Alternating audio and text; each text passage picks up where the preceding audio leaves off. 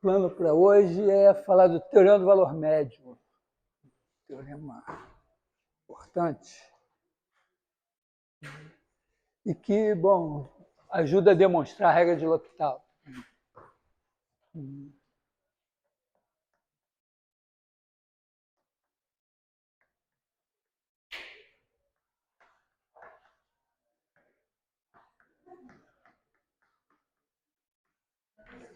O teorema do valor médio é um teorema bastante óbvio, né? Você tem uma...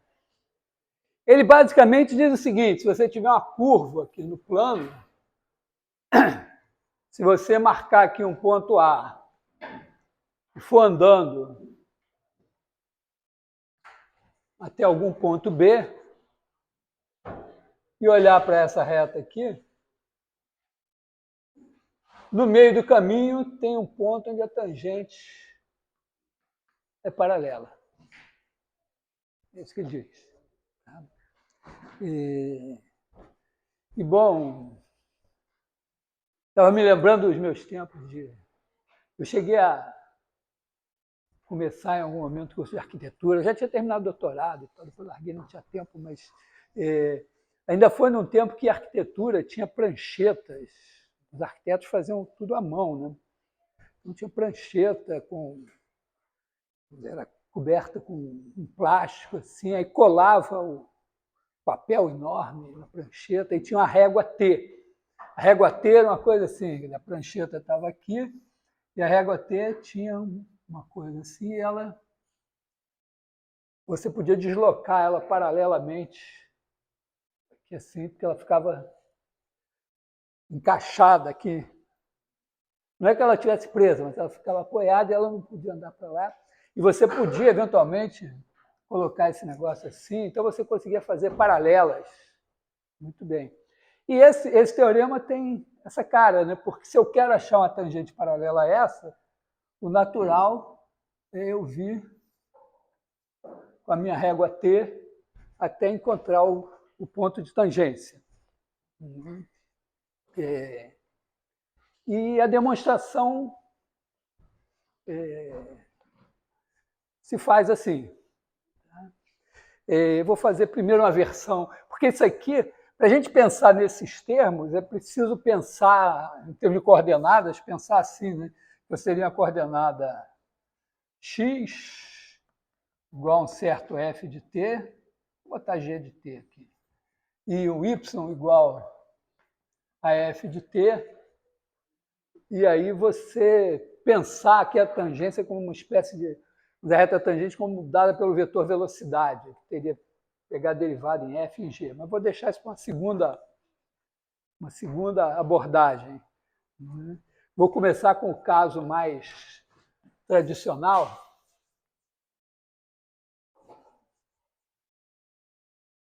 que é a gente colocar assim uma f do intervalo AB em R, ela é contínua,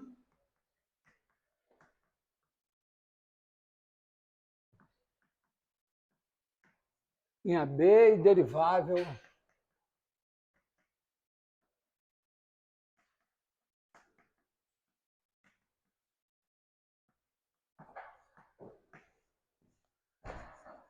espero que vocês se acostumem com esse tipo de preciosismo, mas em matemática a gente procura as hipóteses mínimas, então não precisa ter derivada nas extremidades, tem só que ser contínua e ter derivada no interior.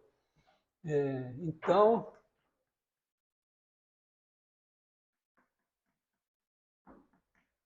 existe um certo x, na verdade, um intervalo aberto, né?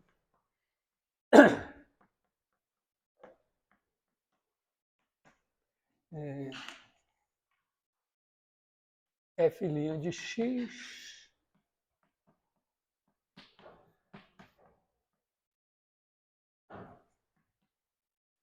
isso corresponde exatamente a esse desenho aqui, né? Você tem aqui o ponto A, ponto B. Então, aqui f de B menos f de A sobre B menos A é essa razão aqui. E você ter o x aqui vai corresponder a um ponto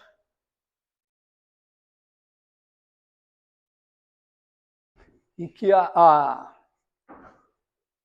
derivada vai dar exatamente, aqui vai dar um triângulo que é semelhante a esse. Então aqui você tem f de B menos f de A. Aqui você tem B menos A. Como a derivada em x, quer dizer, como essa tangente é paralela, significa exatamente que essa reta, quando você olha para esse camarada aqui dividido por esse, ou em qualquer ponto, né, o ΔY sobre ΔX aqui é exatamente o f de B menos f de A sobre B menos A.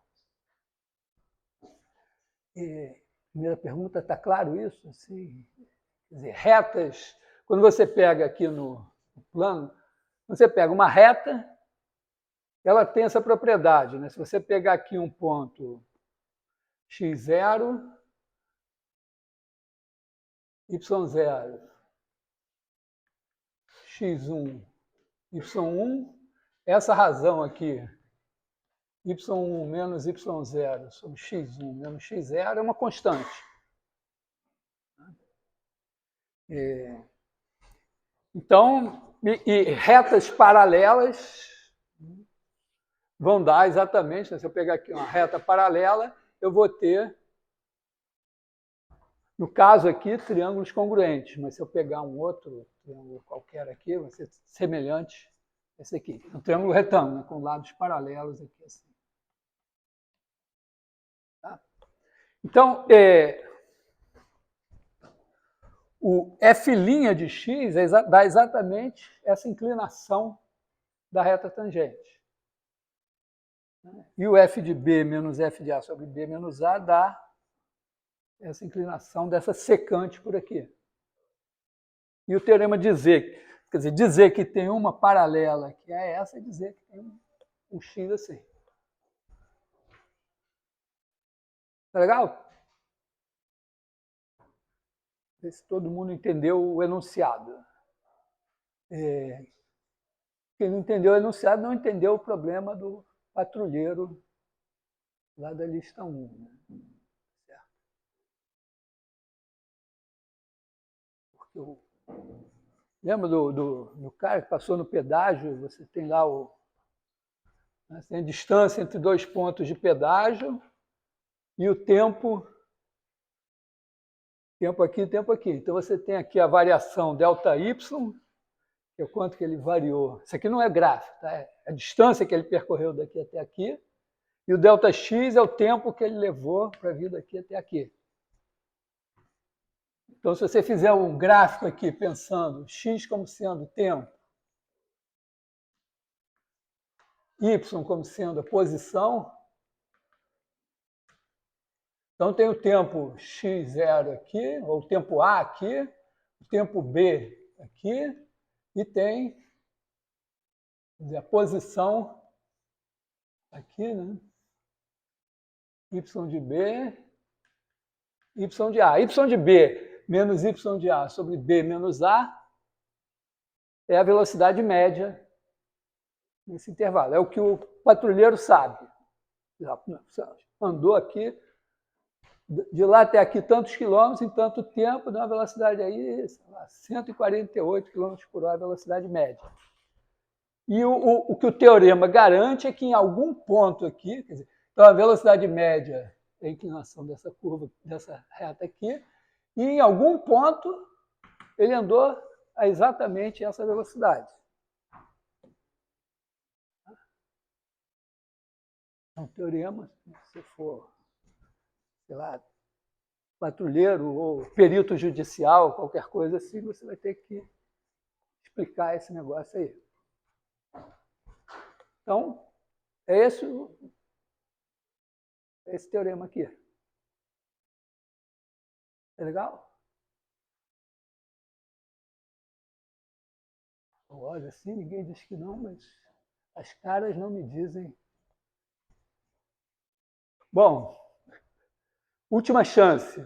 Porque se tem gente que não entendeu o problema do patrulheiro, está aqui até agora, e fez a primeira prova e não reclamou, está errado. Oi.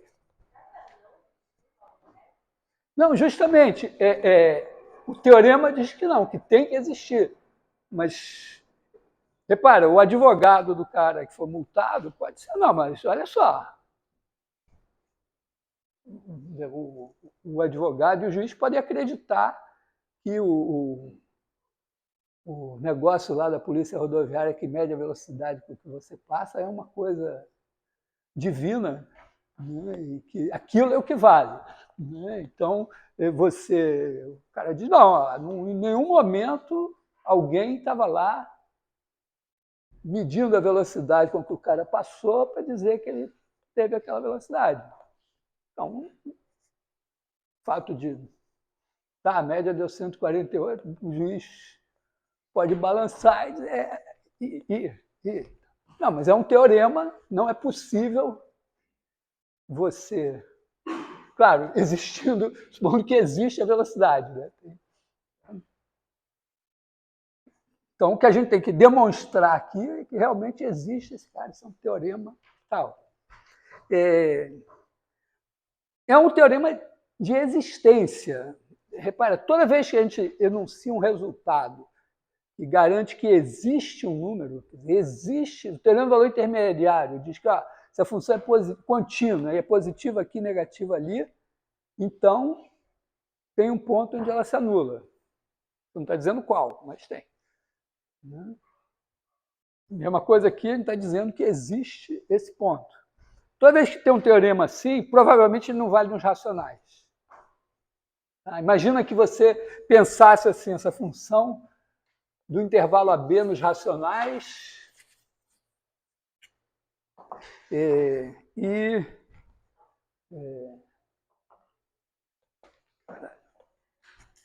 está o bicho será que esse teorema valeria? Eu pensei assim, para eu achar uma situação assim, que esse teorema não valeria nos racionais, teria que ter um ponto, o ponto que eu queria deveria ser algum número irracional. O mais simples que eu tenho é a raiz de 2. Então, eu vou tentar construir um exemplo assim. Imagina assim, a f de q em q, que leva x em f de x. Né?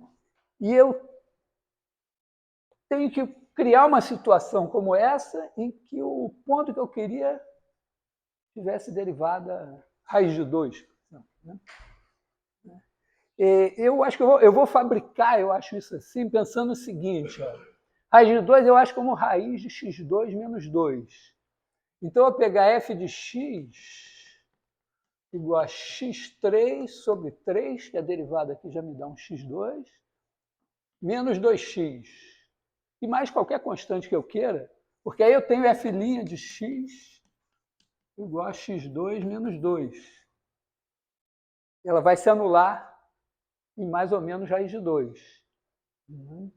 E aí eu pego, essa função vai se anular em zero.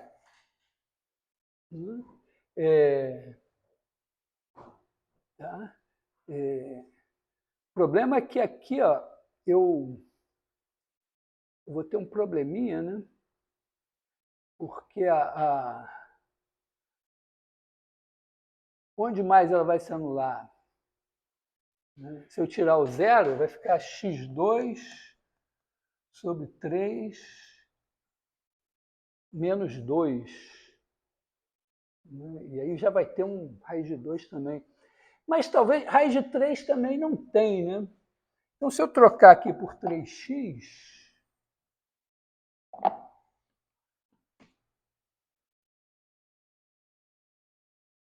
aí esse negócio se anula em zero e sim em 3 também, né? Então, aqui eu tenho zero, se anula aqui, se anula em 3. Né? Nesse intervalo aqui, eu acho que é menor que zero, né? Não, maior que zero. X3 sobre 3 não, menor que zero. Onde mais ela se anula? Bom, em x2 e menos 3 também, né? Então, acho que, bom, é x3, veio de menos infinito, anulou aqui, desceu aqui, subiu aqui. Então, por exemplo, se eu pegar entre menos 3 e 0, entre 0 e 3, digamos assim, vamos fazer esse aqui, o A, B. Então, f de B menos f de A sobre B menos A igual a 0 sobre 3 igual a 0. E aí teria que ter um ponto aqui no meio onde a derivada se anulasse. Só que esse ponto teria que ser menos raiz de 3. Não vai ter. Então é um teorema que tem essa fragilidade. Essa fragilidade e essa força. Quer dizer, é um teorema que não vale nos racionais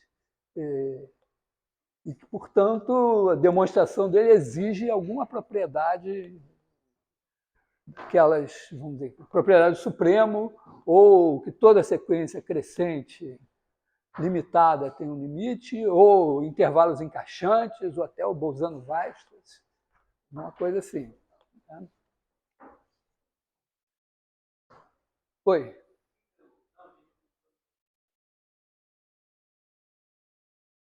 É porque aqui a derivada é x2 menos 3. Né? Então, para a derivada se anular, eu tenho que ter x igual a mais ou menos raiz de 3. Né? Como eu estou aqui entre menos 3 e 0, teria que ser o menos raiz de 3. Eu já sei que não, o teorema falharia nesse caso. Né? Mas supondo que eu estou trabalhando nos racionais. Tá? Aqui eu consegui fabricar um exemplo, que é uma função que vai levar cada número racional no número racional. Eu posso definir derivada com os racionais, desde que o limite exista, mas aqui é simples, quer dizer, a derivada, as contas podem ser feitas nos racionais, então dá x2 menos 3, só que, eventualmente, eu posso querer pontos com derivada zero e eles não existirem. Quer dizer, essa função aqui ela tem essa propriedade, né, que ela cresce, de repente começa a decrescer, cresce de novo, mas a derivada nunca se anula. Bom, então vou tentar... Oi. Não, o teorema falha porque eu estou pensando que eu estou nos racionais. Quer dizer, se eu pensasse, se eu construísse, porque eu posso construir toda a minha teoria de limites, derivadas e tudo nos racionais. Só que tem coisas que acontecem nos reais e não acontecem nos racionais. Então, então, vamos dizer, uma coisa que seria super razoável, existir um raiz de 2, nos racionais não tem. Uma coisa que seria super razoável, existir esse ponto aqui de tangência, nos racionais pode não ter. Ou, vamos dizer, você pode pegar uma sequência, por exemplo, quando a gente pega uma sequência crescendo do raiz de 2, ela tende para o cara que deveria ser o raiz de 2, mas esse cara não existe. Quer dizer, ela não tem limite. Tá? Então, quer dizer, quando você tem um teorema que vale nos reais, ou que espera-se que valha nos reais, mas não vale nos racionais, você já sabe que para provar esse teorema não vai ser só com uma continha, você vai ter que chamar alguma dessas propriedades mais dos super-heróis dos reais. Mas a demonstração aqui, eu diria que é pagar aqui, né?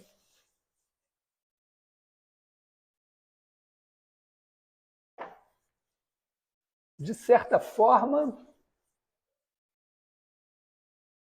embora, vamos dizer, vocês não vão encontrar essa demonstração em nenhum livro de cálculo, ela é razoável, bastante razoável. Você pega aqui o intervalo AB, né, faz o desenho aqui, pega assim, e aí faz isso, você vai fazendo, tirando as paralelas.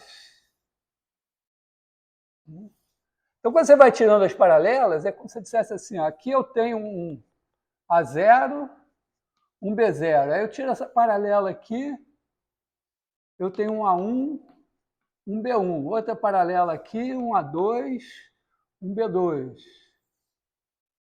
E na medida que eu vou andando para cá, eu vou construindo uma sequência de intervalos encaixantes e que deve me dar o meu ponto.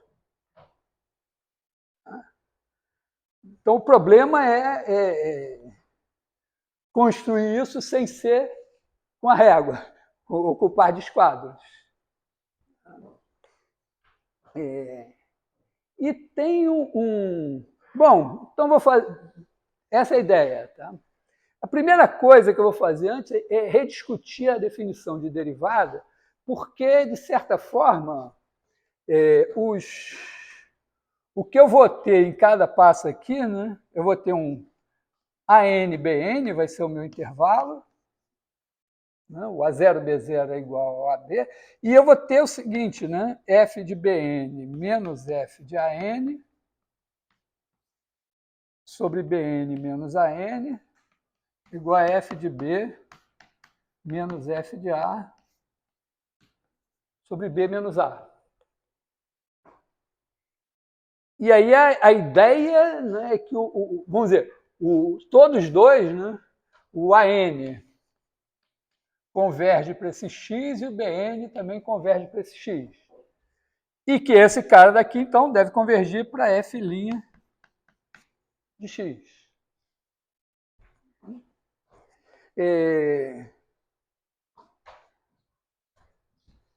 Isso me chama uma definição alternativa da derivada, que é a seguinte. Ó. Quando eu fiz a derivada, eu peguei aqui o ponto x e peguei aqui x mais h. Então, eu fiz uma secante que passava no ponto x, f de x sempre. E aí eu fiz esse ponto tender para cá.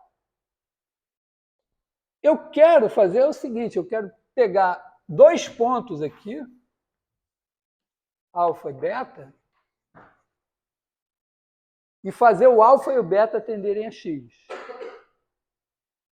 Eu quero dar a seguinte definição da derivada. F' de x é igual ao limite quando alfa e beta tendem a x, com x no intervalo alfa-beta, de f de beta menos f de alfa sobre beta menos alfa. Então, eu vou antes de tudo, provar que essa também é uma definição válida de derivada. Repara que na aula passada a gente enveredou, a gente começou com f de x mais h menos f de x sobre h tendendo para f' de x, depois a gente ficou com o f de x mais h igual a f de x mais f' de xh mais r de h. Quer dizer, a gente passou desse limite para uma aproximação linear. Agora eu vou passar para uma outra ideia. E essas duas ideias são super importantes. Essa ideia aqui é a ideia de derivada que se generaliza para funções de mais de uma variável. Você tem a função de R2 em R2, então você vai aproximar a função perto do ponto para uma função aqui que vai ser uma função linear. E essa daqui vai se generalizar também, vocês vão ver essa generalização do cálculo 3, para a ideia de fluxo. Quer dizer, você Por exemplo, quando você vai estudar a propagação de calor, você pega um sólido aqui assim, e aí um pedacinho assim, e você vê o fluxo de calor e vê vamos dizer, a quantidade de calor que entra menos a quantidade de calor que sai tem que ser igual à variação da energia interna. E essa quantidade de calor que entra menos a que sai é medida aqui no bordo. Então é meio como, vamos dizer, se você fizesse em dimensão 1, teria aqui o alfa, o beta, e você está olhando quanto que passa para dentro aqui, quanto que passa para fora aqui, ou vice-versa, fazendo essa diferença. E quando você vai, vamos dizer, pensar no nível microscópico, você vê essa variação de calor dividida pelo volume da região, e aqui seria pelo comprimento da região. Ou qualquer coisa que esteja fluindo. Tá? Pode ser calor, pode ser água entrando e saindo, pode ser até fluxo de populações, até vamos dizer, na corrente elétrica também tem essa densidade de corrente, tem várias coisas assim. Mas, por enquanto, é simplesmente uma mudança aqui, dizer, não, por que eu vou pegar só as secantes que passam pelo ponto? Eu posso pegar secantes que não passam pelo ponto, desde que os dois pontos estejam fechando aqui. É importante que esteja um de cada lado. Se tiver os dois do mesmo lado, pode dar problema, a menos que a gente tome alguma precaução. Então, é relativamente simples. Ó. É meio claro, né, que se isso daqui é verdade, eu sempre posso fazer o x igual a alfa e ver que vale a derivada direita igual a essa daqui, ou x igual a beta e ver que vale também a derivada esquerda igual a aqui. Tá? Quer dizer, eu posso fazer alfa igual a x, beta igual a x mais h, ou alfa igual a x mais h, beta igual a x, aqui com h negativo. Isso vai me dar as duas derivadas laterais, que vão dar iguais a essa. Mas é legal que isso daqui, assim, escrevendo só, vou fazer o macete assim, né?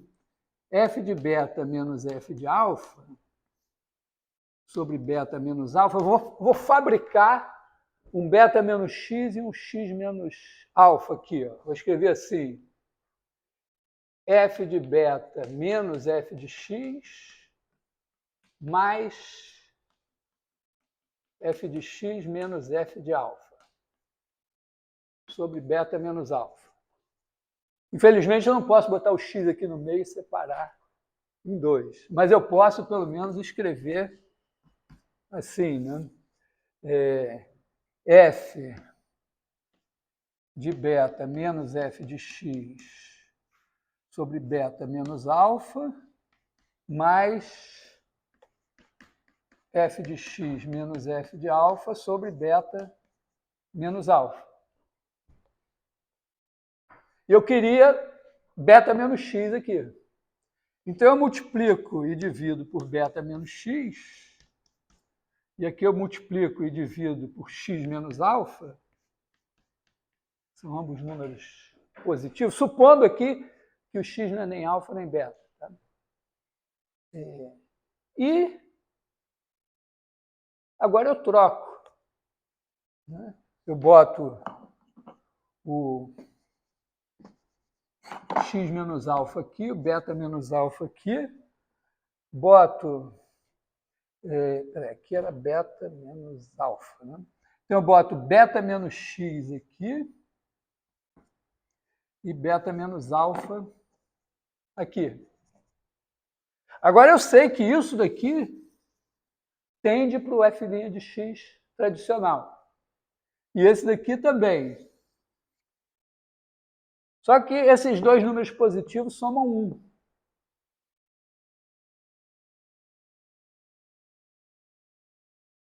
Então, eu estou com uma média de dois caras que tendem para o mesmo cara. E essa média tende para o mesmo cara. Quer dizer, basicamente assim, se esse daqui for menor que... Vamos dizer, eu posso ainda, né? Vamos dizer, se eu for mais detalhista, se eu for fazer f de beta menos f de alfa sobre beta menos alfa, menos, vamos dizer, eu vou pensar assim, que meu f' de x é o mesmo da aula passada. Limite, quando h tende a zero, de f de x mais h, menos f de x sobre h. Então, eu vou fazer esse daqui menos f' de x, e eu quero provar que se o x, se o alfa e o beta estiverem suficientemente próximos de x, esse negócio daqui vai estar próximo de zero. Então, dou um epsilon maior que zero, dado epsilon maior que zero, existe, vou botar A para ficar menorzinho, tal que zero menor que H menor que delta implica f de x mais h menos f de x sobre h menos f' de x menor que epsilon. Então, vou trabalhar com isso aqui e eu cheguei nessa coisa aqui. Como esses dois caras somam 1, eu também posso escrever o meu f' de x como isso daqui vezes f de x mais isso daqui vezes f de x. Oi. Aqui? Essa. Aqui eu só coloquei um f de x aqui no meio. Né? F de beta menos f de x mais f, isso aqui é zero. Somei e subtraí a mesma coisa. É um dos truques sórdidos da matemática. Tá? Então, acho que eu vou voltar nisso ainda. Mas estou fazendo assim, algebricamente, usando o truque. Então, eu vou usar esse mesmo truque aqui. Ó, é como se eu tivesse chegado aqui e dito, bom, esse negócio aqui é 1/3 desse mais 2/3 desse. E esse daqui é 1/3 dele mais 2/3 dele. Então, eu posso pegar essa diferença aqui e escrever assim, ó, isso é igual a beta menos x sobre beta menos alfa, que multiplica f de beta menos f de alfa menos f de x sobre beta menos x menos f' de x mais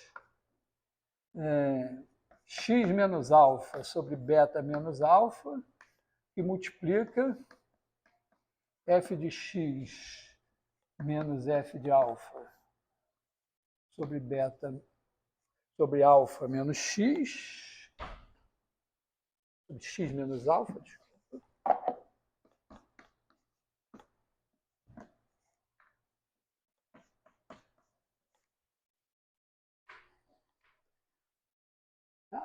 Ó, se eu pegar esse mais esse, eu já vi que dá isso aqui. Então, deu isso aqui. Vou botar o módulo aqui fora. E, ao mesmo tempo, esse daqui é igual a esse vezes ele, mais esse vezes ele, porque esse mais esse dá 1.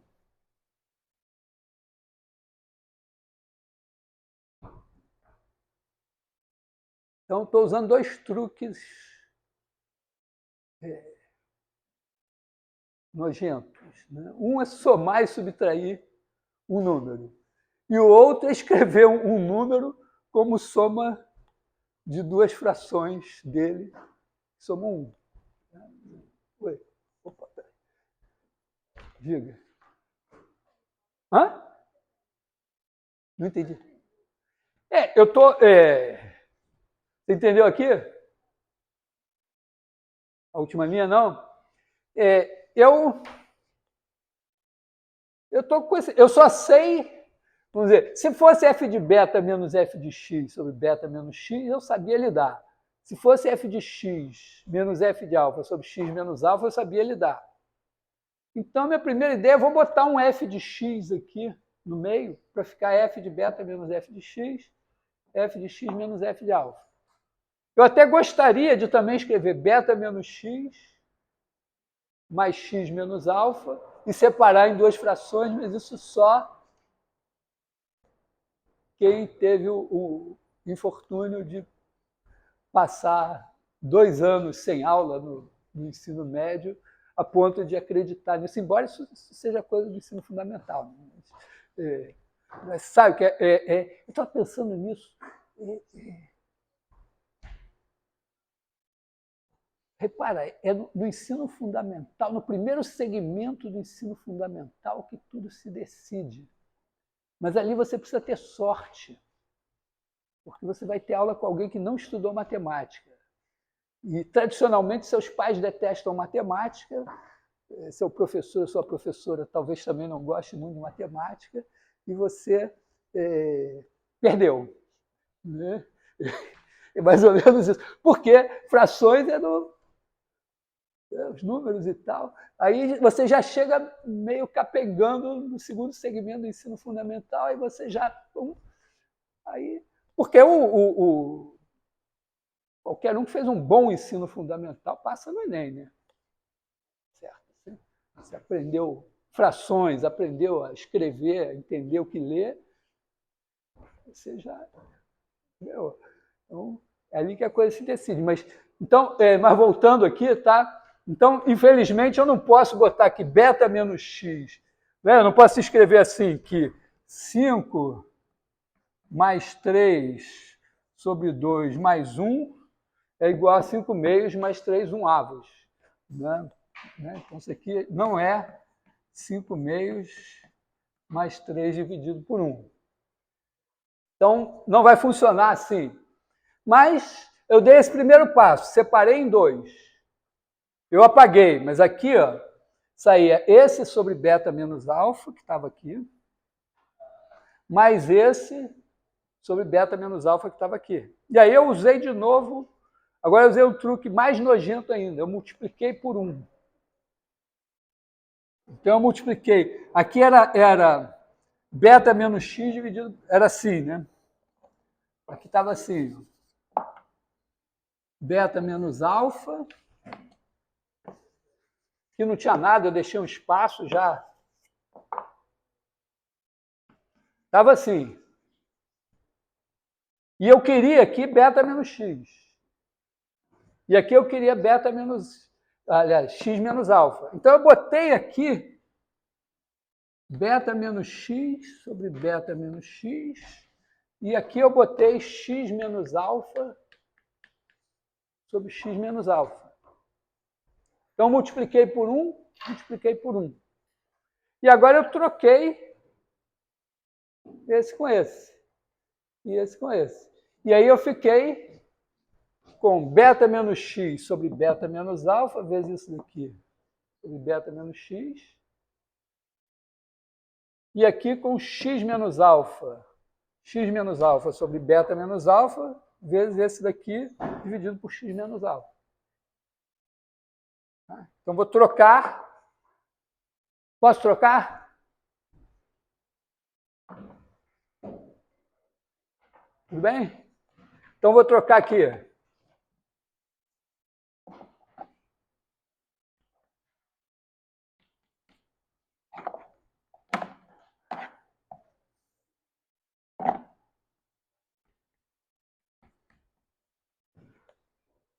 Agora já tô esperançoso. Por quê?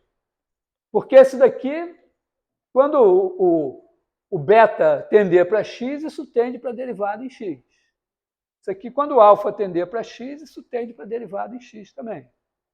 E esse cara daqui, mais esse daqui, Beta menos x mais x menos alfa é beta menos alfa, dividido por beta menos alfa é 1.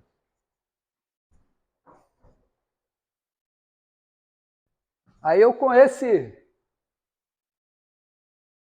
armado disso, eu fui escrever isso aqui assim, e peguei esse e escrevi dessa maneira que está lá. Está aqui, ó. Esse daqui. E agora eu disse, poxa, mas isso mais isso é 1, então esse cara é igual a isso vezes ele mais isso vezes ele.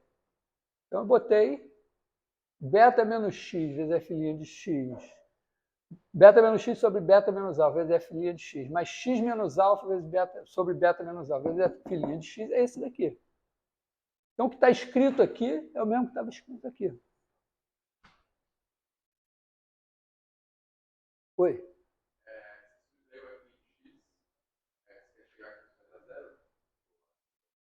Não, eu vou chegar que quando o beta e o alfa estiverem perto de x, isso aqui vai estar perto de zero. Não vai dar zero, né?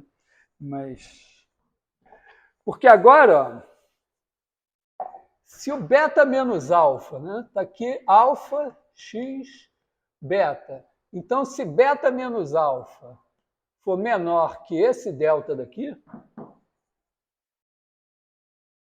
então isso daqui é menor que epsilon e isso daqui é menor que epsilon. E isso daqui eu ainda posso escrever assim, ó. Isso aqui é um módulo de uma soma. Então é menor ou igual que a soma dos módulos. E cada um desses negócios é um produto, que é igual, o módulo do produto é igual ao produto dos módulos. Eu posso botar isso assim, isso assim, isso assim, isso assim. E agora é muito importante que o x esteja entre alfa e beta, porque como o x está entre alfa e beta, isso é positivo e isso é positivo. Então isso aqui continua somando 1. Ah, se o x não tivesse entre alfa e beta, aí a situação ficava mais delicada. Então, agora, quando o x está entre alfa e beta menos alfa é menor que delta, o beta menos x é menor que delta. Então, isso aqui, por essa hipótese aqui, isso aqui é menor que epsilon. E mesma coisa, o x menos alfa, né, o delta está aqui assim,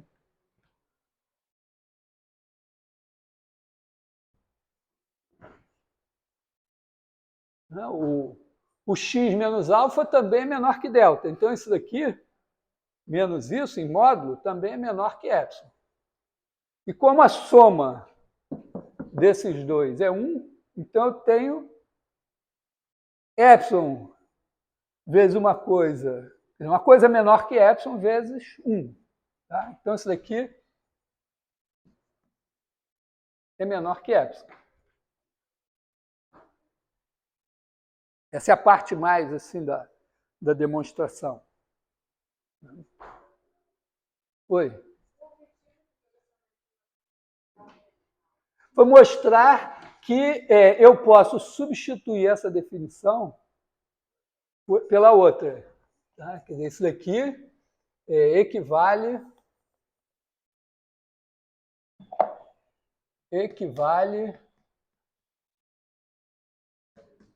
a f' de x igual a limite quando alfa, assim, quando beta menos alfa tende a zero, com x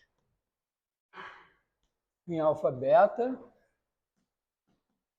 de f de beta menos f de alfa, sobre beta menos alfa. Oi. Hã? O que o delta... Não, porque a minha definição de limite diz que eu tenho que ser capaz de, dado qualquer epsilon, achar um delta que faz isso aqui ser menor que esse. Esse daqui tende para esse, significa o quê? Eu tenho que poder dar um epsilon e poder garantir que isso aqui vai ficar menor que epsilon, desde que, no caso, o H fique menor que o delta, em modo. Oi.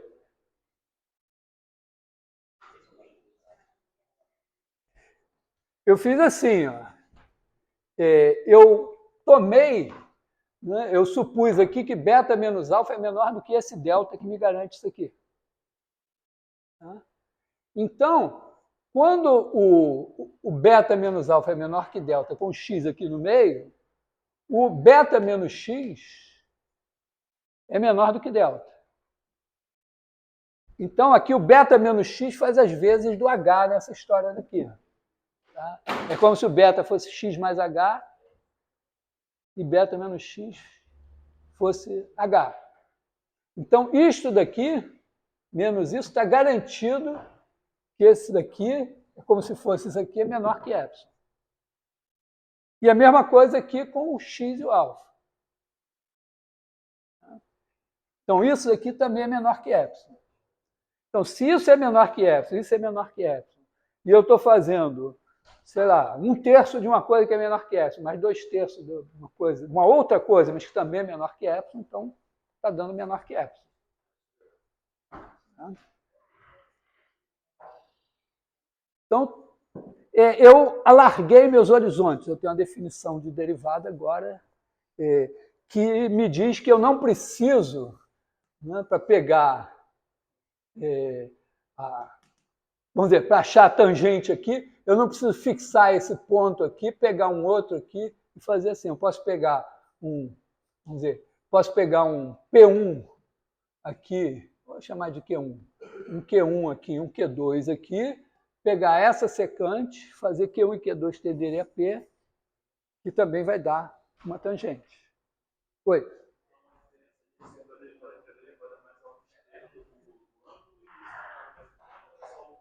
Não, é a mesma derivada. Tá vendo? Equivale. Então, porque é como se dissesse isso. Para eu estou dizendo assim, ó, por que esse problema apareceu?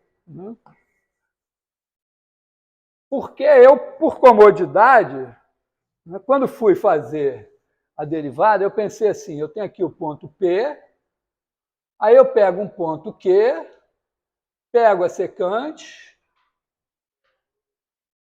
e faço o Q tender para P. Mas faria sentido, né? Eu, em vez de fazer isso, pegar aqui o ponto P, pegar um ponto Q1 de um lado de P, um ponto Q2 do outro lado, fazer a secante aqui assim, e fazer Q1 e Q2 tenderem a P. O que eu acabei de provar é que as duas definições dão o mesmo cara. Tá? Quer dizer, se eu definir assim, isso vai valer, se eu definir assim, isso vai valer. Tá? Isso, vamos dizer, é importante isso, porque a gente gasta um tempão fazendo a demonstração, pode ser que você não, no fim, peguei mais ou menos a demonstração, mas você tem que entender o enunciado, pelo menos, saber do que nós estamos falando. Todo mundo entendeu que nós temos agora duas definições de derivada, três, né, porque tem a da aula passada também, tá? Que são equivalentes, então a gente pode lançar mão de qualquer uma delas, dependendo das circunstâncias. E por que nesse caso eu queria essa? Porque eu estou querendo demonstrar o teorema que me diz que eu tenho aqui uma tangente paralela a essa, e a minha ideia para demonstrar é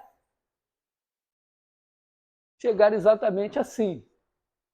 Eu não sei quem é esse ponto, né? Eu não posso botar o dedo nele porque eu não sei quem ele é. Então eu tenho que vir chegando nele dessa maneira. Tá? Hã?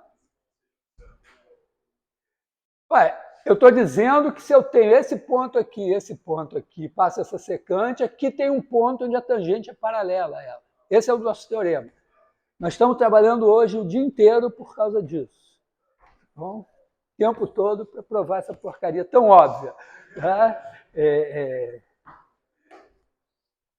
Não, mas e eu estou fazendo essa demonstração, que vocês não vão encontrar nos livros, mas porque ela se generaliza mais à frente, e as que você vai encontrar no livro não se generalizam tão evidentemente. Bom, serve também para a gente entender melhor a derivada. Né? Bom, inclusive essa ideia da média aqui, ela vale...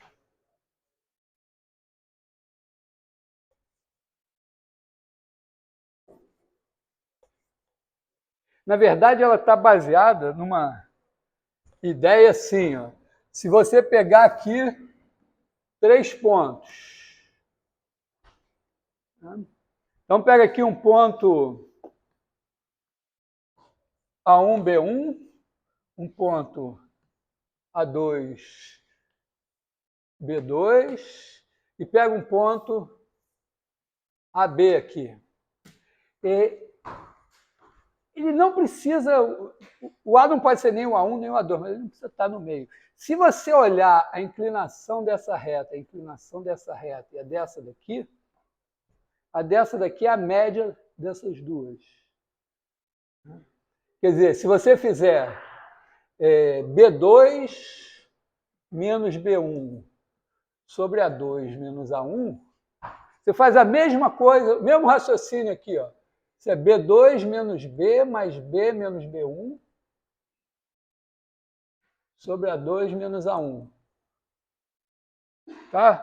Mesma conta que eu fiz. Vou usar os mesmos truques sórdidos. Coloquei um B aqui no meio. Então, ó, B2 menos B1 sobre A2 menos B1 é a inclinação dessa reta daqui, com esses 2 pontos, passando aqui. E agora, isso daqui é igual a B2 menos B sobre A2 menos A1 mais B menos B1 sobre A2 menos A1. Eu queria aqui B2, queria A2 menos A. Então, eu multiplico e divido por A2 menos A. Preciso que ele seja não nulo. E aqui também eu preciso de A menos A1. Então, eu faço A2... Não, desculpa. Tá certo. E aqui eu quero A menos A1. Então, eu faço A menos A1, A menos A1. E agora eu troco aqui, troco aqui. Então, isso aqui vai me dar A2 menos A sobre A2 menos A1 vezes B2 menos B sobre A2 menos A, mais A menos A1 sobre A2 menos A1 vezes B menos B1 sobre A menos A1. Esse daqui, B menos B1 sobre A menos A1 é a inclinação dessa. E essa daqui, B2 menos B sobre A2 menos A, é a inclinação dessa. E esse número daqui, somado com esse daqui, dá 1. Tá? Então, você tem uma relação aqui que vale sempre. Foi mais ou menos isso que eu fiz, né? Vamos dizer, se eu tivesse a minha função assim,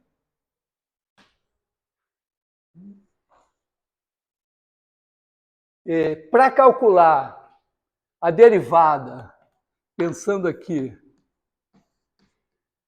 no P e no Q2, eu faço essa inclinação. A derivada, pensando no P e no Q1, eu faço essa inclinação. E pensando no Q2 e no Q1, eu faço essa aqui. E tem essa relação entre elas. Eu preciso... Isso daqui, ó, não depende do A está entre o A1 e o A2. Foi uma conta puramente algébrica. Claro que se o A estiver fora desse intervalo, algum desses números aqui vai ser negativo. E eu precisei do módulo. Eu precisei que não só essa soma fosse 1, mas que o módulo, a soma dos módulos também fosse 1. Eu precisei que tivesse no meio.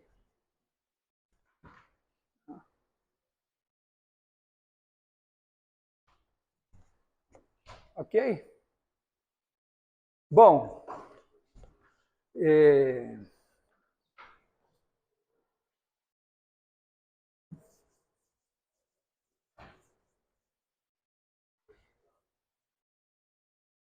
que horas são? 2h08. Eu, às vezes, passo uma aula, em menos de uma aula, eu dou 500 capítulos do livro. Hoje eu estou uma aula inteira provando só um negocinho. Agora vou usar outro truque, que é o seguinte, olha, eu preciso... eu estou aqui no meu negócio, aqui tem o A, tem o B, e eu preciso produzir os meus intervalos encaixantes. Mas eu não posso... Eu não sei muito bem como é que eu vou vir com as retas assim, e achar esses pontos de interseção, não está muito claro para mim que isso vai funcionar direito, mas eu posso produzir os pontos de uma outra maneira. Eu vou produzir assim, eu vou mostrar, basicamente, ó, pega um pedacinho assim, olha aqui, pega esse tamanho H, pega esse mesmo tamanho H, bota aqui, e olha assim. Olha só, vou botar aqui, vou botar esse vetor assim, e vou botar esse cara aqui, ele virou, é o branco virado para a esquerda, né? E esse daqui, ele está o branco virado para a direita. Está vendo isso? Que esse vetor, esse ponto aqui está olhando assim, ele está para cá. E esse aqui está para cá. Se eu olhasse, por exemplo, o seno do ângulo entre esses dois caras aqui, e o seno do ângulo entre esses dois caras, aqui seria, olhado daqui para cá, seria positivo, e olhado daqui para cá, negativo. E só que se eu for andando, para cada x aqui eu botar x mais h, eu vou tendo, esse negócio vai variando continuamente daqui até aqui. Então ele tem que alguma hora ficar paralelo, porque ele está assim e depois vai ficar assim. Tá legal? Essa é uma ideia extremamente simples, mas que está dependendo do fato de que eu botei um H aqui e está para cima e o outro está para baixo, também não é tão garantido. Mas eu também posso fazer uma ideia super simples, que é a seguinte, ó. Eu pego esse intervalo aqui, AB, e divido em 3 pedaços iguais.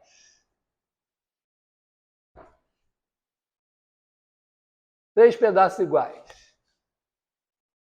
E agora eu tenho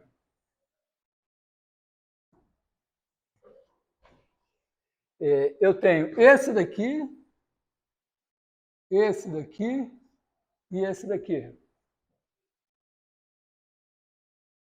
E ou, vamos dizer, esse daqui é paralelo a esse, ou, bom, esse daqui, bom, ou eu vou ter alguma mudança nos três. Tá? Porque essa questão aqui dessa relação aqui, ó, repara, quando eu tenho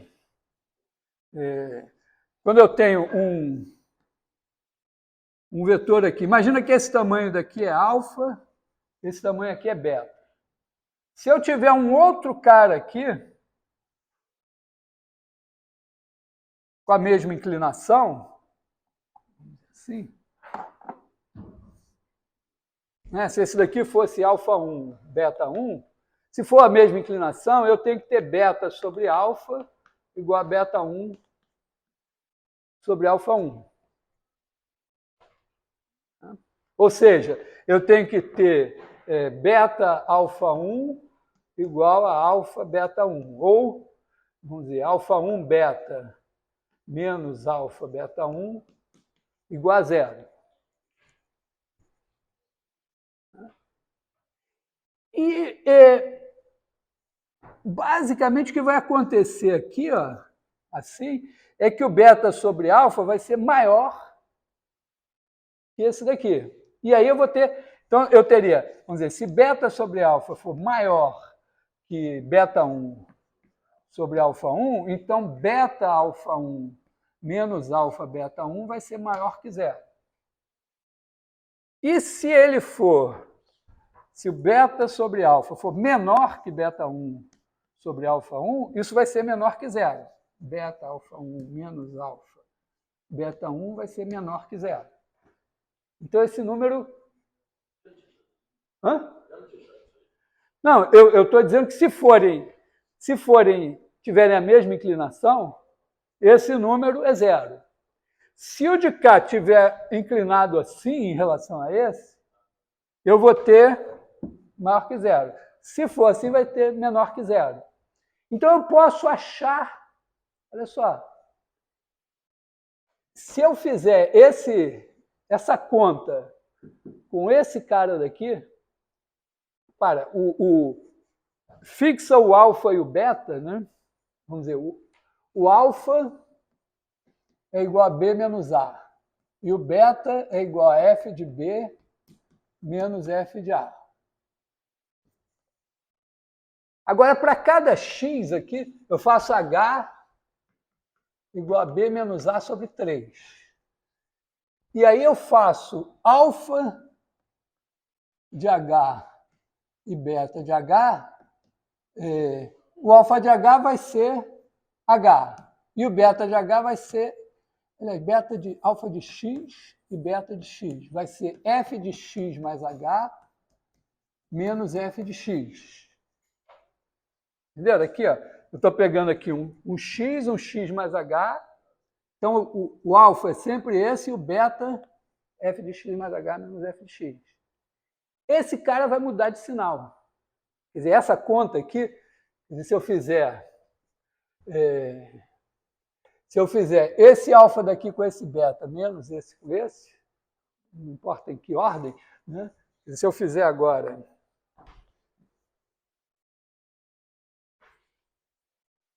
digamos que eu chamo aqui de G de x é igual a H vezes B menos A menos... H vezes F de B menos F de A. Tá, esse alfa com esse beta aqui. H vezes F de B menos F de A. Menos B menos A vezes H. Não, B menos A vezes F de x mais H menos F de x. Esse cara aqui vai mudar de sinal nessa história aqui. Porque se ficar sempre positivo, significa... agora não sei, vamos dizer, sempre com um dos sinais, que eu não sei agora se é o positivo ou o negativo, eu vou estar assim, assim, assim, e não vou voltar aqui. Se ficar com outro sinal, não vai voltar aqui. Então, para voltar, vai ter que trocar de sinal. E se troca de sinal, quando eu ando com H daqui para cá, vai ter que se anular em algum momento. O que isso vai me dar? Vai me dizer que aqui no meio, vamos dizer aqui, o meu H aqui é o B menos A sobre 3. Então, aqui no meio, AB vai ter que ter algum cara assim com x mais h, com h igual a b menos a sobre 3, com esse cara aqui paralelo a esse.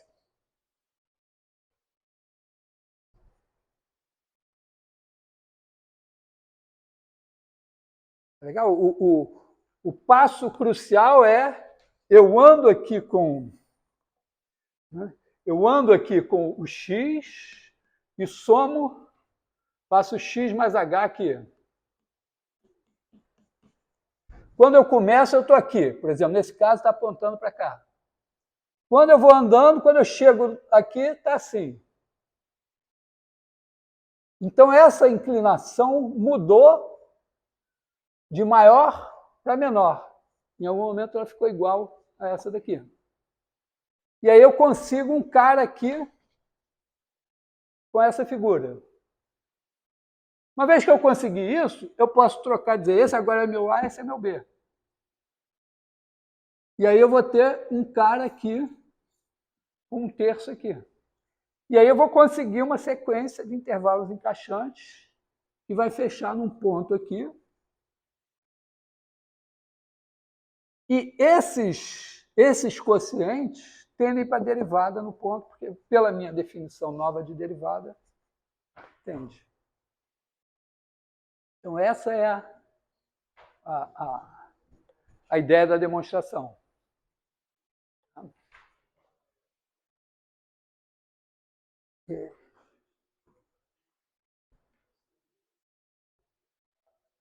Tá legal?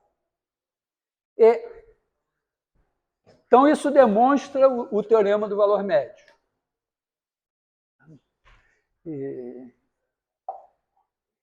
Essa demonstração também eu posso usar para fazer. Então, vamos só deixar aqui enunciado.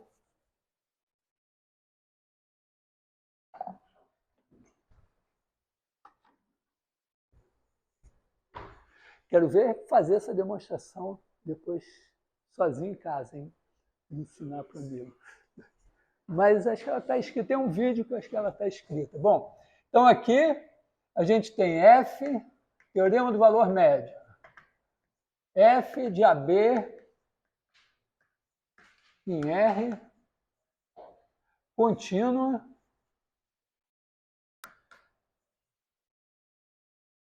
Esse 1/3 é importante aqui pelo seguinte, é para garantir que eu tenho um intervalo que não vai começar em A nem terminar em B. E aí esses intervalos encaixantes vão fechar num ponto que não pode ser A nem B, porque aí eu tenho certeza que tem derivada nele. Como eu não estou supondo a derivada em A e B. Então, contínuo em AB e derivável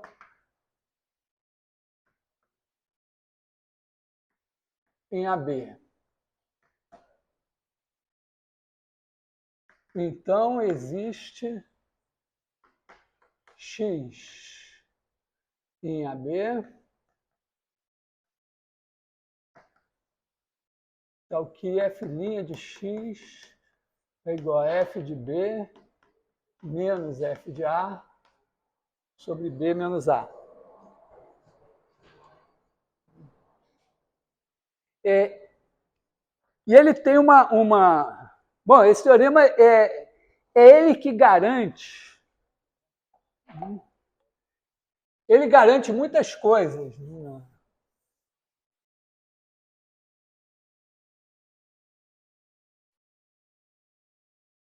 Por exemplo, a gente já viu exemplo que mostra o seguinte, que se eu tiver aqui, num certo ponto, a derivada positiva, isso não garante que a função é crescente em torno desse ponto. Mas é verdade o seguinte, que se entre esse ponto e esse daqui, a derivada é sempre positiva, aqui tem A, B, aqui tem o f de B e o f de A. Em princípio, eu não sei se o f de B é maior que o f de A, quer dizer, essa função. Mas eu sei que a função tem derivada positiva aqui. Então, eu sei por quê. Porque f de B menos f de A sobre B menos A é igual a f' de algum x aqui no meio. Como a derivada aqui é positiva, então esse número é positivo. O B supostamente é maior que A, então f de B é maior que f de A.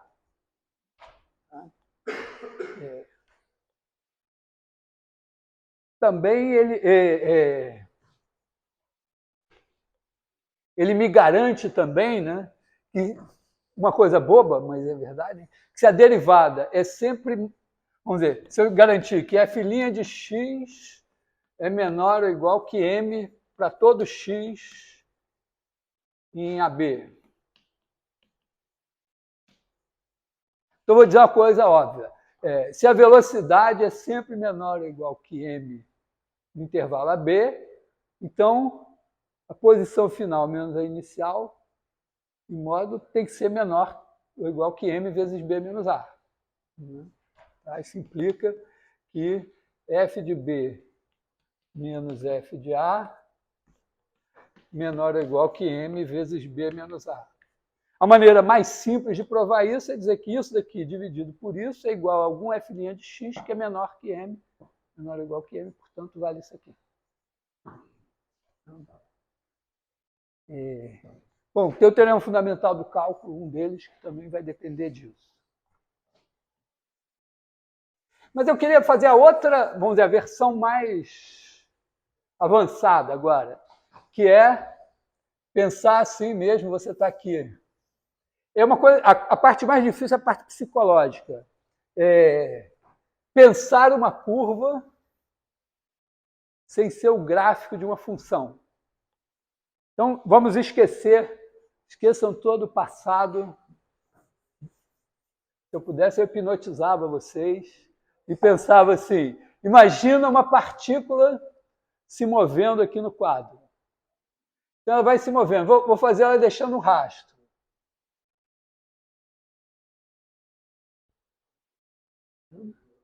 Então, em cada instante, ela está aqui.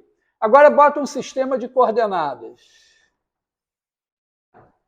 Então, aqui, a partícula está se movendo, tem aqui o cursor do tempo, T. Esse aqui é o ponto P de T. Então, não tinha nem eixos, você estava vendo aqui, vai se movendo, tem o P de T. Agora, se eu botar um sistema de coordenadas, esse cara aqui tem coordenadas x igual a g de t, y igual a f de t. Eu preciso de duas funções. E a variável não é nem o x nem o y, é o t, que está aqui no cursor. Então, você tem que pensar que x é uma função de t, y é outra função de t, e você está marcando em cada instante o x e o y para achar a posição. Então, o que o nosso teorema diz é que se num tempo A, né, eu estou aqui, num tempo B, eu estou aqui, eu estou andando assim. Então, entre o tempo A e o tempo B, tem um ponto, né, um P de T, em que a tangente aqui é paralela a essa aqui. Está meio torta, né? Tá? E a tangente aqui, né, vamos dizer, se eu for fazer a tangente, é como se eu fizesse assim, ó, pensando lá na definição de sempre, P de T mais H menos P de T, significa, estou aqui no tempo T, aqui no tempo T mais H, aí isso tem coordenada x e coordenada y. É um vetor aqui. Posso chamar de vetor?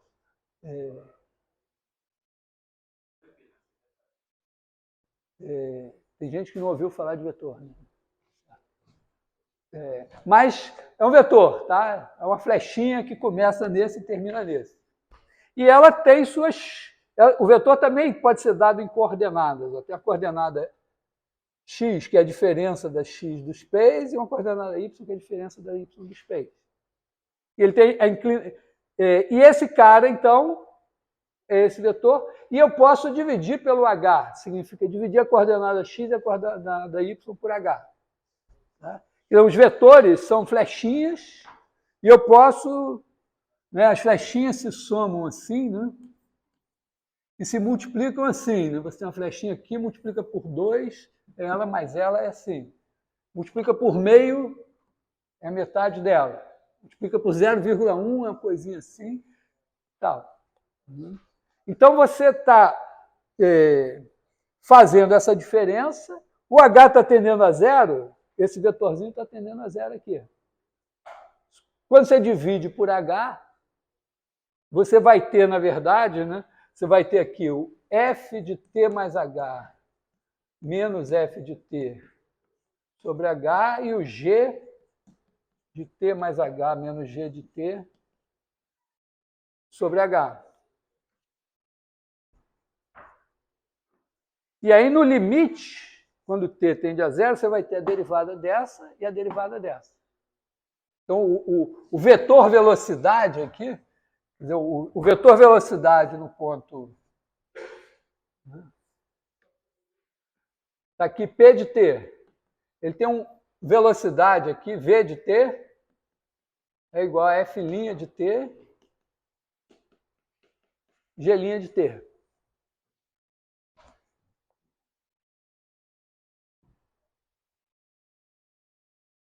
Física 1 teria que ser assim, né? Como falar em velocidade tem que ser assim. Bom, e o vetor velocidade, claro, né? Ele foi feito para ser tangente à curva. Eu estou pegando esse vetor aqui, ele me dá uma secante aqui. Quando ele está chegando aqui, ele está tendendo a ficar tangente, só que ele está ficando tangente infinitamente pequeno.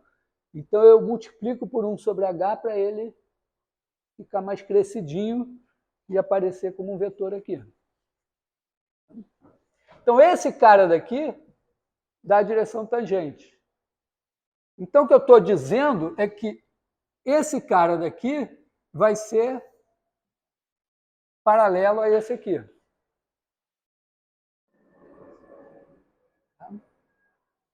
O que significa que,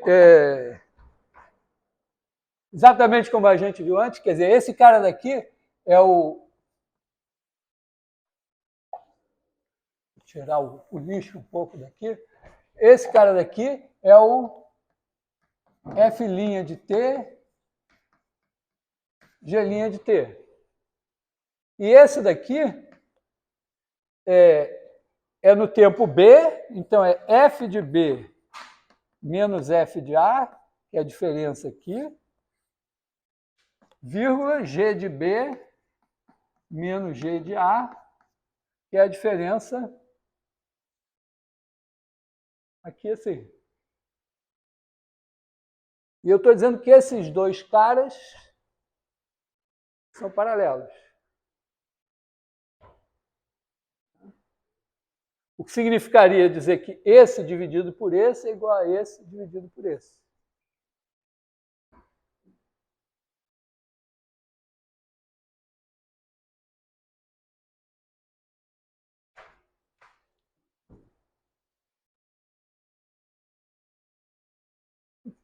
Então, significa que eu vou ter aqui, ó, F, aliás, estava ao contrário, né? Escrevi tudo ao contrário aqui. G de B menos G de A, que é o denominador, F de B menos F de A. E aqui é o... Eu escrevi tudo errado também, né? Mas aqui G' de T, F' de T. Está só a ordem que está trocada, né?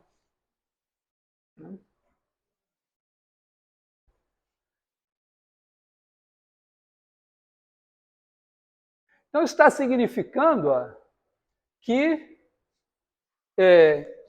F' de T sobre G' de T, né, esse cara tem a mesma inclinação que esse daqui. Então, esse daqui é igual a F de B menos F de A sobre G de B menos G de A. Isso é a expressão desse teorema. Quer dizer, ele tem que valer, então, é o teorema do valor médio de Cauchy. Se você tem F e G de AB em R contínuas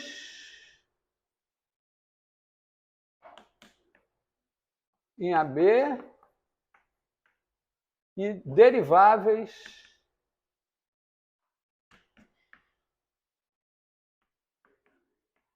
em AB. Então, existe X em AB, tal que isso aqui.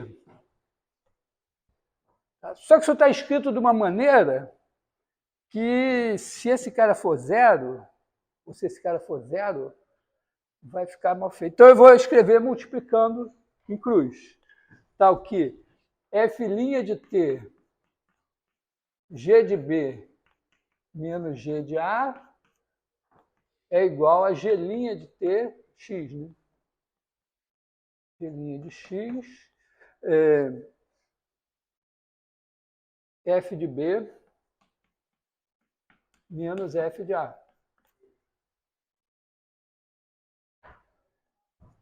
Isso é dizer que tem uma tangente paralela ao arco. Oi. De Cauchy. De Cauchy. Cauchy é um grande matemático da primeira metade do século XIX. Ele fez, uma das coisas mais importantes que ele fez, na verdade, foi desenvolver a teoria de funções de variável complexa, que vai explicar direito aquela coisa, eu falei das séries, você faz a série dita de Taylor, que é a série de Newton, você escreve o seno como somatório de x elevado a n, todas as funções assim. O Newton deixou aquilo meio no ar e o Cauchy fez uma teoria de funções de variáveis complexas que vai explicar aquilo. Mas fez muitas outras coisas, entre elas esse negócio aqui. A demonstração é essencialmente a mesma, tá? Você faz o vetorzinho aqui e é essencialmente a mesma do outro. Mas esse teorema ele dá um fundamento mais sólido para a regra de L'Hopital.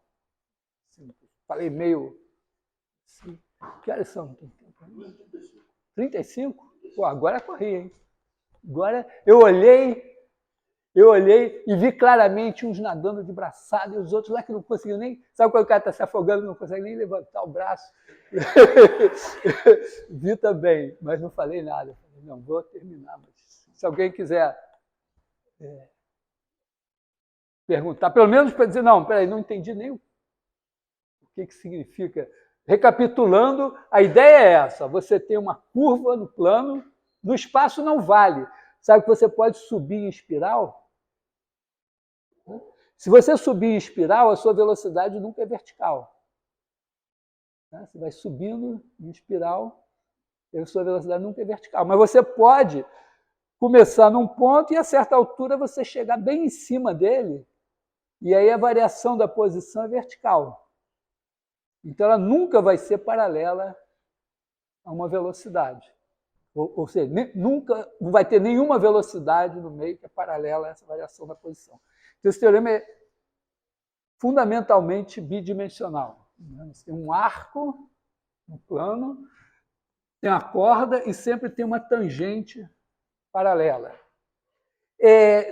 Vamos dizer, os contra-exemplos não são contra-exemplos. Por exemplo, você pode fazer assim. Mas se você fez isso de maneira derivável, você vai ter que ter velocidade zero quando você chegar aqui, entendeu? Eu posso, né? Eu posso ir andando assim, de repente eu paro aqui e saio assim. Mas eu não consigo fazer isso sem ter velocidade zero no ponto de quebra. Então aqui, como F' e G' vão ser zero, vai dar zero igual a zero. Então, e mesma coisa também, você pode sair e chegar no mesmo ponto, mas aí esse é zero e esse é zero. Então também vale. Hã? Tá, mas basicamente a figura é essa. Você tem um arco, tem uma corda e tem uma tangente paralela à corda. E esses dois enunciados, esse daqui é no caso em que o seu arco corresponde ao gráfico de uma função, e esse daqui é um caso mais geral que você tem uma curva qualquer com autointerseções, o que você quiser. Oi.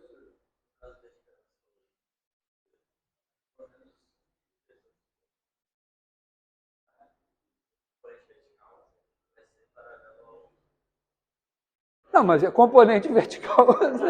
Não, tudo bem. Mas aqui também, vamos dizer, a componente, qualquer cara que você pegar um vetor assim e outro assim, as componentes horizontais são paralelas, mas não quer dizer nada. Né? Tá? Bem, você pode dizer assim, você não pode subir sem que a sua velocidade tenha componente vertical em algum momento. Mas aí você cai para o caso unidimensional. Sim.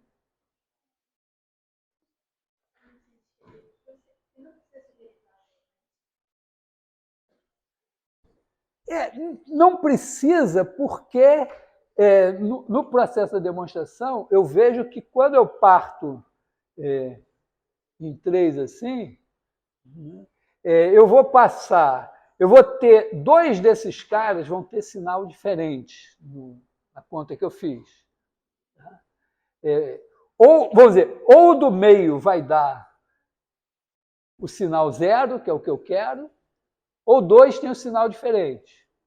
E aí, entre os dois, tem um cara com sinal zero. O entre os dois já me tira das extremidades.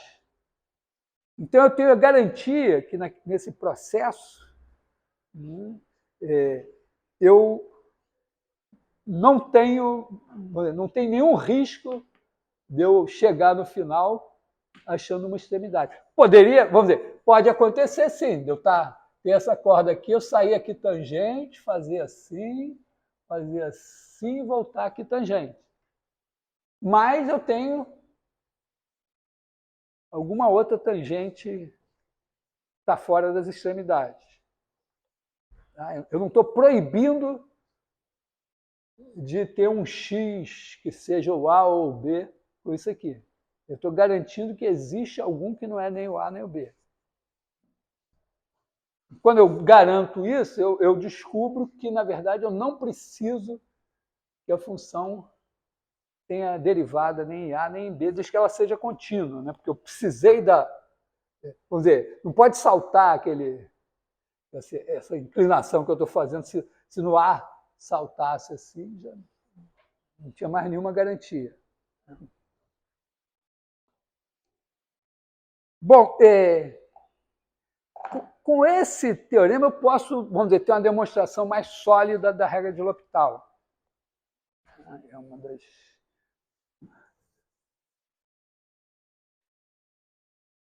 Esse teorema tem no livro do Spivak, com certo destaque. E é engraçado, eu acho que como o Spivak não falou nada de plano e tal, porque não é possível, ele é um geômetra, ele não pode não conhecer essa figura que eu fiz aqui. Mas ele não faz, ele dá a demonstração desse teorema sem fazer a figura. E aí fica um teorema meio mágico.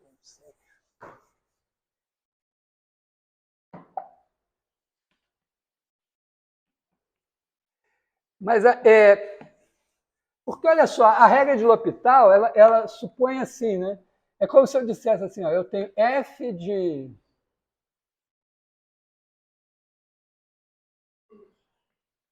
x tendendo a zero quando x tende a A. G de x tendendo a zero quando x tende a A. Então, eu posso desenhar aqui, ó, botar aqui o G de x, o f de x, e desenho aqui em cada instante x, eu boto aqui o G de x, o f de x, e eu tenho esse ponto P de x aqui.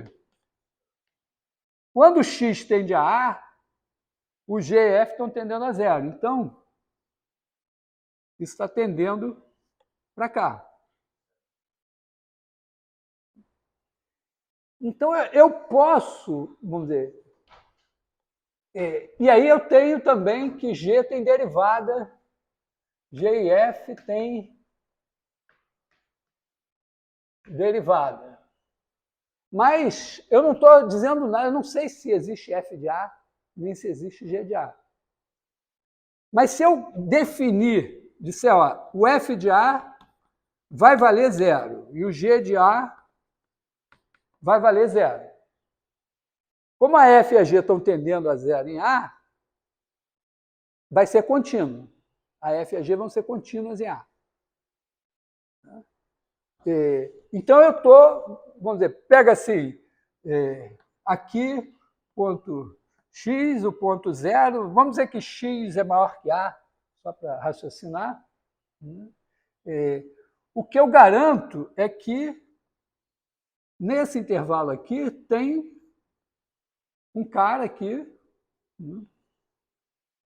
que tem aqui ele corresponde a um tempo... Posso escrever que sim? Tenho vontade de escrever que sim. Essa é a letra Xi. No final do curso, vocês vão saber fazer um Xi legal. Tá? Isso vai... Vou dizer... Chamou Xi. Eu conheci uma pessoa que chamava essa letra de lômbrega. Mas é Xi. Tá? Então, tem um Xi... Tá, que aqui está o G de Xi, e aqui está o F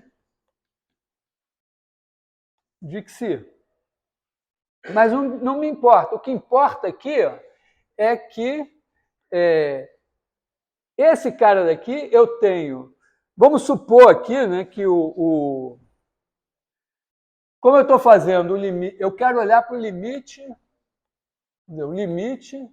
quando x tende a A de f de x sobre g de x. Então, eu estou supondo que perto de A, G não se anula. E eu vou supor também que G' não se anula perto de A. Para poder... Eu gostaria de dizer que se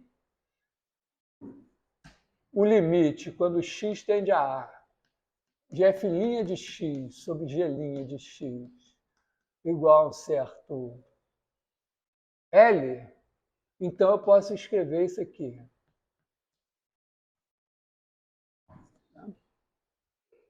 Então, repara, está aqui o meu x.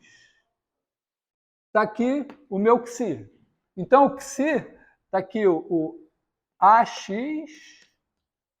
e o meu Xi pertence ao intervalo aberto AX. Então, está entre x e A. Quando o x tender a zero, o Xi vai tender a zero. Se isso daqui está tendendo para L, então eu vou ter f de x menos f de A, que eu estou fazendo f de A igual a zero, sobre g de x menos g de A, é igual ao meu f de x sobre g de x. Mas isso daqui é igual ao f' de Xi, Xi depende de x, né? Vou botar um Xi índice x aqui, sobre g'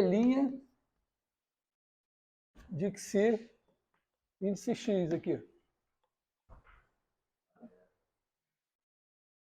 Eu sei que isso aqui está tendendo para L. Basta que eu tome o meu Xi suficientemente próximo de A. Se eu pegar o meu X suficientemente próximo de A, de maneira que o Xi, que é menor que X, está entre X e A, esteja também suficientemente próximo de A, ou seja, se eu tenho um delta que me resolve isso aqui, esse mesmo delta vai me garantir isso. Então, este cara daqui, que é igual a esse, vai estar perto de L. Não tem. Tá? E agora eu não precisei supor que F' de A existe, G' de A existe. E esse também é o caminho para o caso infinito. Que horas são? 45, 48. Então, tá? Entenderam aqui a demonstração? A ideia é um pouco assim, é que se... É como se eu dissesse, ó, a velocidade aqui tem um limite. Quer dizer, tem um limite, assim, a inclinação aqui tem um limite. Esse cara chega aqui em zero, mas chega com uma certa inclinação. Então é como se você tivesse uma tangente aqui, e aí vamos dizer, esse dividido por esse é o mesmo da tangente, porque eu estou pertinho. Tá? Legal? Porque é isso. Mas também poderia, vamos dizer, poderia chegar meio assim e tal, mas tendo limite. Quando x tende para infinito, vale a mesma, vamos dizer, essencialmente a mesma demonstração. Ou você usa um truque do 1 sobre x. Quando x tende para infinito, você pode usar o 1 sobre x tendendo a zero, uma coisa assim. Mas quando você tem f e g tendendo para infinito, também funciona. Porque você vai fazer... imagina o seguinte, né? Que f de x tende a zero quando x... aliás, vou botar o caso tendendo a infinito quando x tende a A, que é mais legal, né? E g de x tendendo para infinito quando x tende a A também. E aí você vai fazer o f de x sobre g de x.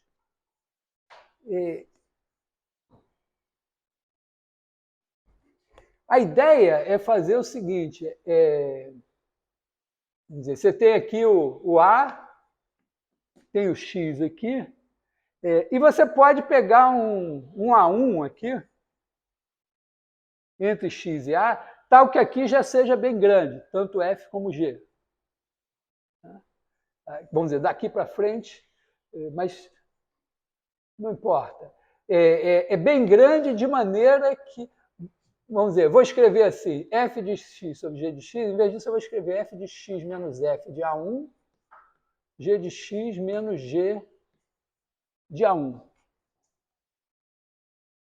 Aí, isso daqui vai ser igual a f' de alguém, né? De um índice x sobre g'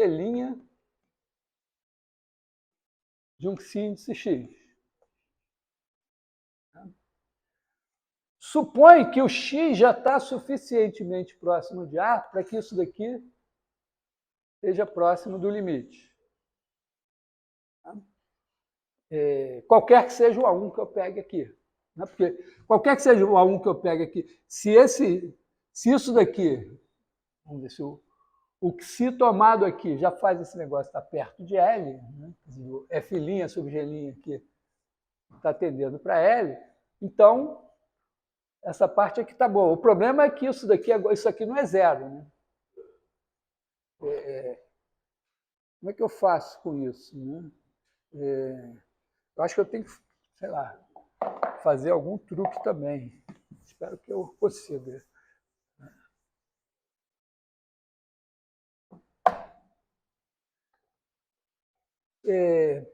Talvez eu possa fazer assim, né? F de x menos f de A1 sobre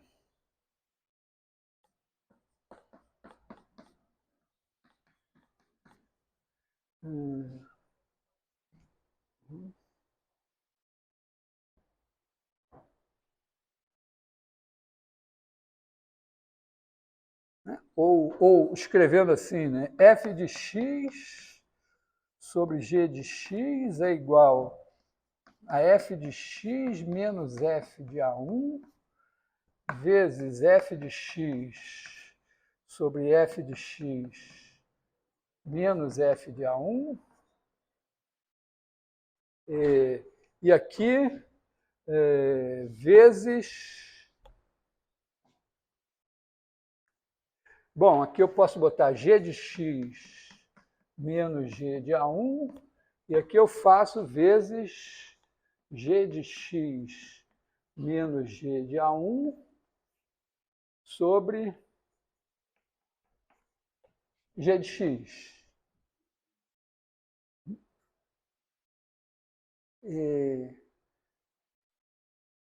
Mas acontece o seguinte, o A1 estando fixo, né,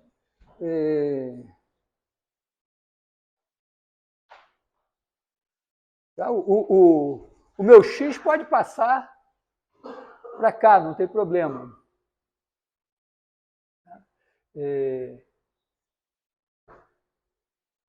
Vamos dizer, eu escolho o meu A1 tal que daqui para cá esse negócio está pertinho de L.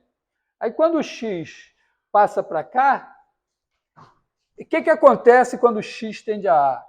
Esse cara está fixo. Então esse dividido, vamos dizer, é mais fácil ver esse aqui. Esse dividido por esse tende a 1. Porque g de x dividido por g de x é 1. O g de A1 está fixo, o g de x está tendendo para infinito. Então esse aqui tende a 1. E esse aqui também, que é o inverso, né, também tende a 1. Esse quociente aqui, tá? E esse aqui é a mesma coisa, só que de cabeça para baixo. Então, na verdade, esse limite aqui vai ser esse, vezes esse, vezes esse. Vai ser esse limite aqui. Tá? Ou pelo menos, não digo esse limite, mas esse aqui vai estar bem perto de 1, esse aqui vai estar bem perto de 1, esse aqui vai estar bem perto do L. Tá? Então, eu garanto que para x, vamos dizer, se o A1 me garante que isso daqui está perto de L, depois eu posso pegar o x mais perto de A ainda, de maneira que isso esteja perto, esse esteja perto de 1, esse esteja perto de 1, de maneira que esse produto está próximo de L. Essa é a ideia da demonstração no caso infinito sobre infinito.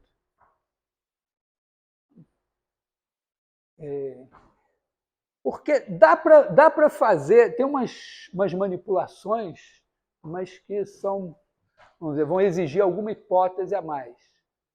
Então aqui você pode também supor o quê? Que se f de x tende para infinito, g de x tende para infinito, e f' sobre g' tende a L, então f sobre g vai tender a L também. Tá? Então,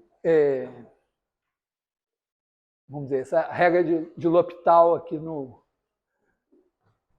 demonstração mais rigorosa no caso geral.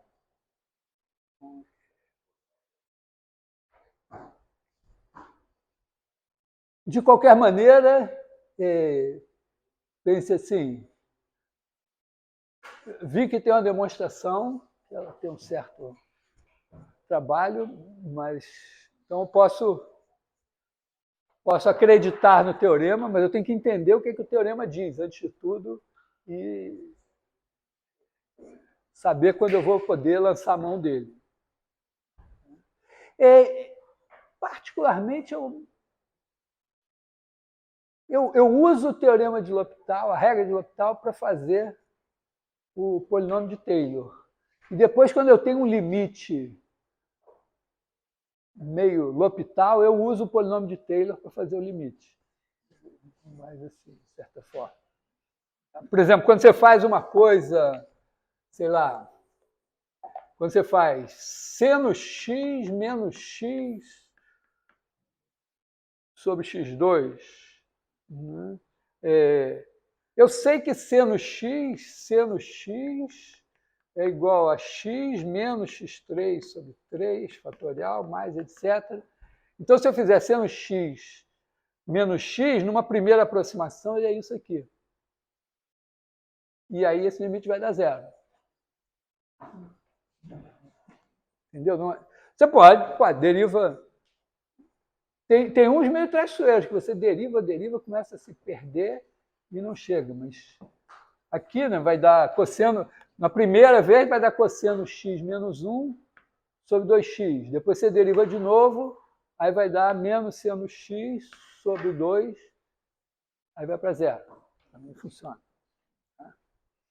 Mas, claro, aqui sabendo, vamos dizer, sabendo isso aqui, você fabrica coisas assim bem nojentas para ter que derivar muitas vezes, né? Você pode fazer seno x menos x3 sobre 3 fatorial, mais x5 sobre 5 fatorial, menos x7 sobre 7 fatorial, mais x9 sobre 9 fatorial, dividido por x a décima.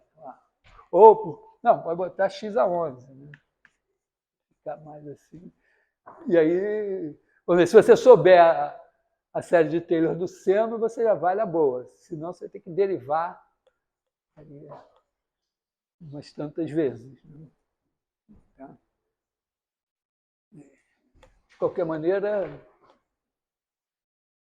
Bom, deve ter software que calcula limites também. Né? Tem, matemática deve... Tem um negócio... Aliás, tem gente que não gosta muito, mas a gente acha que tem acesso à matemática com e-mail institucional, você consegue o matemática de graça. Não sei se é necessário, mas... Então, vamos dizer, calcular limites eu acho que também não é um drama assim. É em situações que são teóricas, você não tem a função, você tem alguma informação sobre ela, aí é mais chato. Mas, bom, então temos uma primeira aproximação, um primeiro curso de derivada. Então, temos um teste que eu ainda vou fazer e depois teremos um primeiro curso de integral e o teorema fundamental do cálculo que liga os dois. E uma prova daqui a 2 semanas. Que aí vai ser a prova de cálculo mais robusta. Né? Segundo curso de cálculo 1. E tem a lista 2, a lista de exercícios 2, não sei se vocês já viram, tem 60 exercícios que vocês podem ir fazendo. A meta para quem fez a lista 1 agora é fazer a lista 2. A meta para quem não fez a lista 1 é fazer a lista 1. E ir fazendo a 2 também. Okay. Hoje o nosso seminário vai ser no 3º andar, ali na sala onde são as aulas de computação.